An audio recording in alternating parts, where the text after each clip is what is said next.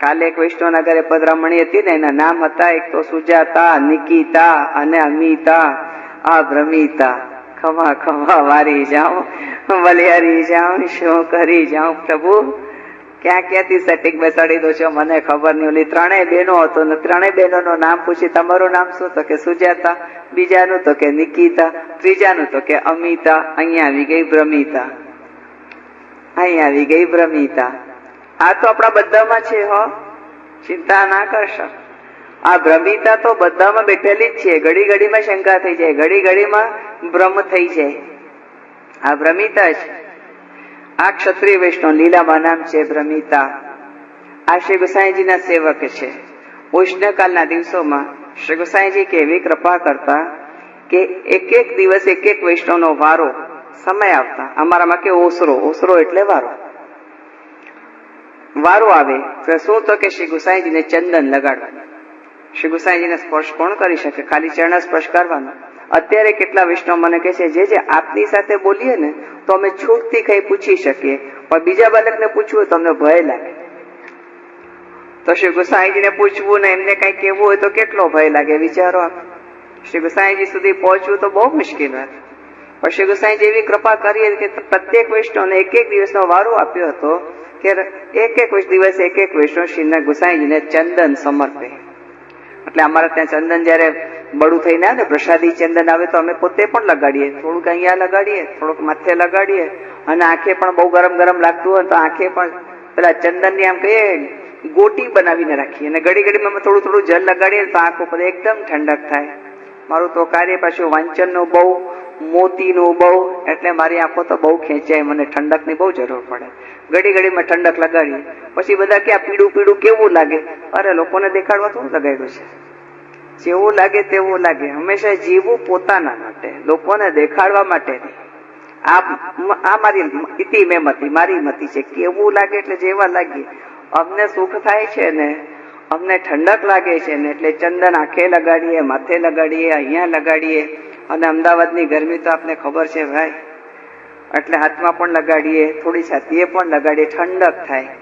આ તો અમે અમારી રીતે લગાડી લઈએ. મગર શ્રી ગુસાઈજીને તો વૈષ્ણવ સમર્પતા. વૈષ્ણવ પણ ગુસાઈજીને અહીંયા ચંદન કરી દેતા. પછી આંખ ઉપર કરતા, કાન ઉપર કરતા, પછી અહીંયા વક્ષસ્તર ઉપર કરે, શ્રીકંઠમાં કરે. એટલી વાર શ્રી ગુસાઈજીનો સ્પર્શ પ્રાપ્ત થાય. એટલી વાર શ્રી ગુસાઈજીનો સ્પર્શ પ્રાપ્ત થાય. કેટલીક વાર શું થાય છે વૈષ્ણવ, સામાન્ય સ્થિતિ હોય છે, આપણને લાગે સામાન્યતા, સામાન્ય. હમણાં જ એક વૈષ્ણવના ઘરે એક છોકરી દંડવત કરવા આવી. નાનપણથી ઓળખું છું એને, નાનપણથી ઓળખું છું, મને પ્રિય છે. વૈષ્ણવ ક્રિકેટ જોવાનો શોખ છે હો મને. હમણાં પાછું કંઈક 2020 ચાલતી હતી ને, છેલ્લો એક સ્કોર ઓવર બાકી હતો અને રસાકશી નો હતો. એમાં ઓલી દંડવત કરવા આવી. હવે તારી સાથે હમણાં વાત કરું નહીં કરતા એનો હાથ પકડીને બેસી ગઈ. હાથ પકડીને ઓલી છેલ્લી ઓવર હતી ને એ જોવું તું કે કોણ જીતે છે. જેટલી વાર હાથ પકડીને બેસી રહી. ઓલી પણ બહુ આનંદથી બેસી, એને બહુ ગમ્યું. એને બહુ ગમ્યું કે જે મારો હાથ પકડીને બેઠા છે, કેટલી નાની કન્યા છે, પણ હું એને હાથ પકડીને બેસી રહી અને મેં ઓલું એક ઓવરની પૂરી એ મેચ જોઈ. એટલી વાર સુધી આપણને સામાન્ય કક્ષા લાગે કે હા, જે હાથ પકડીને બેઠા છે ને એમને મેચમાં ઇન્ટરેસ્ટ આવી રહ્યું છે ને જોઈ રહ્યા છે. પણ બેટા ખબર નથી કે મેં અંદરથી શું પાસ કરી દીધું, અંદરથી કયા વ્યૂઝ પાસ અંદર થઈ ગયા એ ખ્યાલ ને. એક સામાન્ય ચેષ્ટા માત્ર રહી કે જે મેચ જુએ છે, મેચ જ જોવું પડે. અત્યારે કોઈ વાત પ્રગટ ન થાય ને અંદરની ગોપ્ય, એ ગોપ્ય વાતને ગોપ રાખવા માટે મારે મેચ જોવું પડે. બાકી મેચમાં કઈ નથી. મારું તો બીજો મેચિંગ થઈ ગયું છે. એટલે બીજા મેચિંગ ને ગોપ્ય રાખવા માટે 12ની મેચ જોઈ અને એ સમયમાં એનો હાથ આવી ગયો. આપણને શું લાગે કે હાથ પકડીને જે બેઠા છે તો બેઠા છે, હા ભલે બેઠા, પણ આવી રીતે જયારે ક્યાંથી ક્યાંનો સ્પર્શ ક્યાં સુધી પહોંચાડે છે આપણને ખબર નથી. એક સામાન્ય ચેષ્ટા લાગે છે તો લાગે છે. વલ્લભકુલ છું ને, માટે હરપલનું ક્ષણ ધ્યાન રાખું છું કે મહાપ્રભુજીના ઘરમાં મારો પ્રાગટ્ય છે, કોઈને કોઈ વિશેષ ઉદ્દેશ્યથી છે. અને એવા કેવા આવેશની અંદર જયારે ક્યારે કોકનો હાથ પકડાઈ જાય છે ત્યારે શું એની અંદર પસાર થઈ ગયું ખબર નહીં, પ્રવેશ થઈ ગયું, પસાર નહીં પ્રવેશ થઈ ગયું ખબર નહીં. એ રીતે શ્રી ગુસાઈજીના શ્રીઅંગને જયારે ચંદન લગાડવામાં આવે છે કે દરેક વૈષ્ણવનો સમય આવે કે નહીં આજે તારો વારો છે, પછી જેવી જેની લાગણી, જેવો જેનો ભાવ, પછી શ્રી ગુસાઈજીને એ ભાવથી જયારે લગાડતા હોય છે.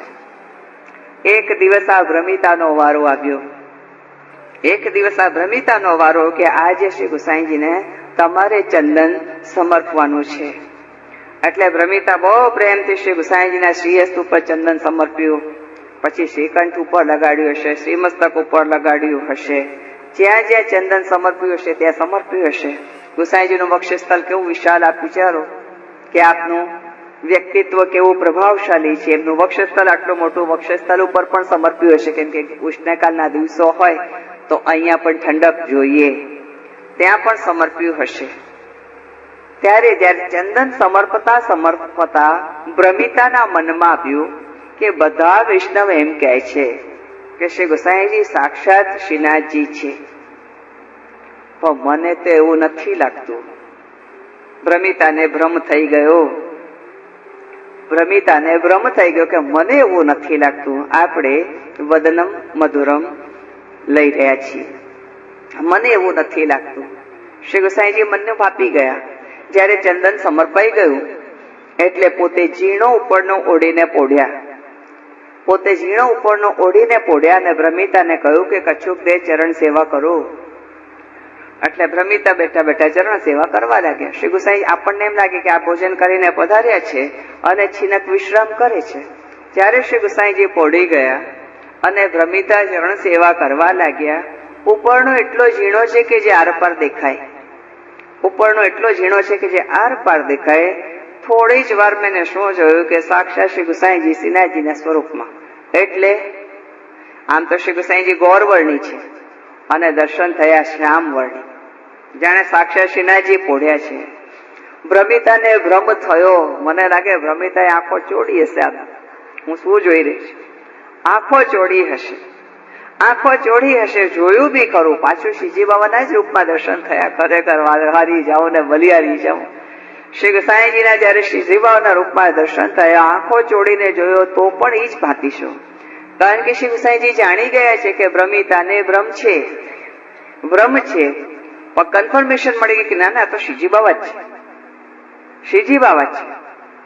એટલે ત્યારે શ્રીજી બાબાની કન્ફર્મેશન મળી એટલે હતા એવા પાછા શ્રી ગુસાઈજી થઈ ગયા. એટલે ગૌરવર્ણી પાછા બેઠા હતા એટલે જાણે જાગી ગયા હોય, જાગી ગયા હોય. જાગીને પાછું ભ્રમિતાને પૂછે છે, ભ્રમિતા તેરો સંદેહ નિવૃત્ત થયો, તમારો સંદેહ નિવૃત્ત થઈ ગયો? એટલે ભ્રમિતા કઈ બોલે નહીં, હાય નહીં, નાય નહીં, કેમ કે હજી તો ભ્રમ જ થયો છે ને. લાગ્યો કે નહીં, હજી એને કન્ફર્મેશન પાકી નથી થઈ. પાછા પોડી ગયા, બીજી વાર પોડી ગયા. કચ્છુક દેરો અચરણ સેવા કરો, એટલે હજી ચરણ સેવા કરી તો બીજી વાર દર્શન થયા. આપણો તો ભ્રમ પણ કેવો છે, મધુરમ. બીજી વાર ભ્રમિતાને પાછા દર્શન થયા અને એને કહ્યું કે નહીં, હવે ખરેખર ભ્રમ દૂર થયો કે આપ જ સાક્ષાત શ્રીનાથજી છો, આપ જ સાક્ષાત શ્રીનાથજી છો. જયારે આની કન્ફર્મ મને કહી દીધું ને, હૃદય આપણું કે ને એ જ સાચું, બાકી મને ખબર નહીં આપનું મન શું કે છે. આપ આપના મનથી પેલા સાંભળજો. જયારે મને કીધું કે નહીં આ તો બ્રહ્મ, આ જ સાક્ષાત શ્રીનાથજી છે, બ્રહ્મ નિવૃત્ત થઈ ગયો. વદનમ મધુરમ. હવે આપણે ત્રીજા ચરણમાં પ્રવેશ કરીએ છીએ, નયનમ મધુરમ. 252 વાર્તા પૈકી 43મી વાર્તા, એક સાહુકાર કે બેટા કી બહુ. ભલે ને આપણે આ વાર્તા એમાં થઈ ચૂકી છે હમણાંજીના 41 પદમાં. તદ ઉપરાંત આજનો જે પ્રકાર છે કંઈક જુદો છે, કંઈક જુદો છે. એક સાહુકાર કે બેટા કી બહુ. લીલામાં નામ છે કામા, લીલામાં નામ છે કામા. એમાં એક મ્લેચ્છ છે, મ્લેચ્છ છે. મ્લેચ્છનું નામ છે કામ આતુરી, મ્લેચ્છનું નામ છે કામ આતુરી. આ સાહુકારના બેટાની વહુ શ્રી ગુસાઈજીની સેવક છે. કામા શ્રી ગુસાઈજીની સેવક છે.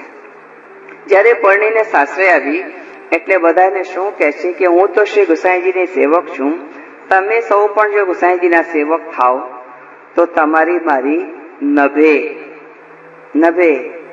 બધા, કોઈને વાંધો નતો, બધા શ્રી ગુસાઈજીના સેવક થઈ ગયા. ઘરમાં ઠાકોરજીની સેવા પ્રારંભ થઈ ગઈ. પ્રભુ બિરાજે છે, સેવાનો ક્રમ ચાલે છે. એક દિવસ કામા બપોરનો સમય હતો ને ઝરોખામાં બેઠી બેઠી શીખ કાતતી હતી. શીખો પેલી ફરકડી, બીડાના પાન પેલા કરવાના હોય તો જાડી જાડી શીખ તો ના ચાલે, જાડી શીખ ના ચાલે, એટલે એને છોલવી પડે, સમાણીથી એને છોલવી પડે અને એટલી પતલી કરવી પડે કે બીડાનું એ વિંધાઈ જાય. શીખ સમારતી હતી અને ઝરોખામાં બેઠી હતી. એટલામાં એક મ્લેચ્છ ત્યાંથી નીકળ્યો. મ્લેચ્છ એટલે હીન જ્ઞાતિના, મ્લેચ્છ એટલે હીન ભાવના વાળા. એ ત્યાંથી નીકળ્યો. એને ઝરોખામાં કામાને જોઈ અને જોતો જ રહી ગયો. પછી નજર ના હટી. નંદદાસજીની પણ વાર્તા આ જ પ્રમાણે છે, પરંતુ આમાંનો પ્રકાર જુદો છે. આમાંનો પ્રકાર જોતો જ રહી ગયો. હવે એનો નિત્યનો ક્રમ બની ગયો કે જ્યાર સુધી કામાને જુએ નહીં ને ત્યાં સુધી એને ભોજન પાણી ના કરે, ખાનપાન ન કરે. જયારે એકનો એક માણસ રોજ એક જ સ્ત્રીને જોવા માટે ટકટકી લગાવીને જોયા જ કરે તો એમ થાય કે કઈ ખાશે, પેલા બદનામી થવા લાગે. કેમ કે કામાનું રૂપ બહુ. ખબર પડી ગઈ કે એક વ્યક્તિ એવો છે કે આપણા ઘર સામે ટકટકી લગાવીને જોયા જ કરે, જયારે ઓલી કામાનું મોઢું દેખાય જાય ને પછી જાય. પણ આ રીતે તો સારા ઘરના માણસો હોય તો એની બદનામી થવા લાગી. જયારે બદનામી થવા લાગી એટલે બધા એને સમજાવ્યું, અરે ભાઈ કામાતુરી, તું અમારા ઘરની સામે શું કામ જોયા કરે છે, અમારી બદનામી થાય છે. તો શું કે છે, મારા આંખ ઉપર કે તમારો જોર છે, હું ગમે તેને જોઉં, જોવું પણ તમને નડે છે, હું તો જેમ છું એમ જ કરીશ. આમ કરતા જયારે બદનામી વધી ગઈ એટલે બધા વિચાર્યું કે આપણે તો આ ગામ છોડી દઈએ, આ ગામમાં રહેવું જ નથી ને બીજે ક્યાંક રહેવા જતા રહીએ. એટલે કામા શું કે છે કે આપણે ઘર છોડવું પડે, ગામ છોડવું પડે. મારા કારણે મને બહુ દુઃખ છે આ વાતનું. બીજે ક્યાંય જઈએ એની કરતા ચાલો ને આપણે બધા શ્રી ગુસાઈજીના શરણે શ્રી ગોકુળ જઈએ. બહુ સારી વાત કરી બેટા. પછી બધા ગયા શ્રી ગોકુળ. શ્રી ગોકુળ ગયા તો આમલેચ પણ પાછળ ગયો. નાવ કરીને આ લોકો સામે પાર થઈ ગયા. શ્રી ગુસાઈજીને દંડવત કર્યા. શ્રી ગુસાઈજીને દંડવત કર્યા એટલે કહ્યું કે અહીં પ્રસાદ લીજો. તમે કેટલા છો? તો કે અમે 4. તો પેલા 5મા ઓલી પહેલી પાર મૂકી આવે છે એનું શું? સાહુકાર જરાક હોશિયાર, એને શું કીધું, એવા તો અમારી ભેગા ગણાય આવતા હોય, એનો મતલબ થોડું છે કે અમારી ભેગો છે. શ્રી ગુસાઈજી અર્થપૂર્ણ દ્રષ્ટિને કે છે, વિચારે છે, મને સમજાવે છે બેટા, તો મને સમજાવે છે. આ બે મહાપ્રસાદની પાતલ ધરાવીને શું કીધું, 5 જણે મહાપ્રસાદ લઈ લેજો. 5 આજ્ઞા આપી છે તો 4 કેવી રીતે બેસાય? એટલે થોડી વાર પછી આ પાછા પધારે તો જોયું કે 4 બેઠા છે. અરે તમે કેમ નથી લીધું? તો કે આપે તો કૃપાનાથ કીધું 5 લેજો ને અમે 4 જ છીએ. ત્યારે આપ્યો ને બોલાવ્યું કે જાઓ એને બોલાવી આવો. માણસ નાવ લઈને ગયો અને ઓલા કામ આતુરીને પણ લઈ આવ્યો. શ્રી ગુસાઈજીએ કેવી કૃપા કરી. ચરણ બહુ સુંદર છે, નયનમ મધુરમ. આ ધ્યાનમાં રાખો. 1 પાતર આમ છે ને 4 પાતર આમ છે. વાર્તા ખોલજો 200 વાર્તા પૈકી 43મી વાર્તા. એક સાહુકાર કે બેટા કે બહુ. એક પાતળ આમ છે ને 4 આમ છે. વાર્તા એમ કે છે કે સાંગા માછી પે શ્રી ગુસાઈજી બિરાજે. સાંગા માછી એટલે બેઠા ઘાટની ખુરશી. એક સાંગા માછી પે શ્રી ગુસાઈજી આ બિરાજે. આ બાજુ 4 ઓલા સાહુકારનો દીકરો, એની વહુ અને સાહુકારને પોતાની સ્ત્રી, એટલે 4 માણસ આ બાજુ અને 1 કામાતુરી આ બાજુ. 5 પાતળ તો ખરી, વચમાં શ્રી ગુસાઈજી બિરાજ્યા અને દ્રષ્ટિથી નિવેદન કરાવ્યા. ખમા હારી જાઓ, બલિયારી જાઓ. દ્રષ્ટિથી નિવેદન કરે. વાત બહુ મોટી છે વિષ્ણુ, વાતો બધી એટલી બધી ગહેરી છે. ગઈકાલે જે મેં વૈષ્ણવે પૂછ્યું હતું ને કે ખેલના પ્રકાર, પહેલા 10 દિવસ, પાછા બીજા 10, ત્રીજા 10 અને ચોથા 10. ભાઈ શરૂઆત કેમ હોય તો કે પેલા હલકા ખેલ હોય, પછી મધ્યમ ખેલ હોય, પછી ભારે ખેલ હોય, પછી અતિ ભારે ખેલ હોય. તો એ આપણે ઓલા રંગના પદાર્થમાં જઈએ છીએ કે ભાઈ પેલા બિલ ગુલાલ થી હોય, ચંદન હોય, ચોવા હોય, પછી જેમ જેમ શ્રીનાથજીનો પાટોત્સવ આવી જાય એટલે પાછે 5 રંગ આવે. તો આપણે ઓલા ભારે પેલા હળવું હળવું ખેલાવતા હોય, પછી વધારે વધારે ખેલાવીએ, પછી ઓલું વધારે ખેલાવીએ. એટલે આપણને એમ લાગે કે પેલા હલકો, પછી મધ્યમ, પછી ભારે, પછી અતિ ભારે.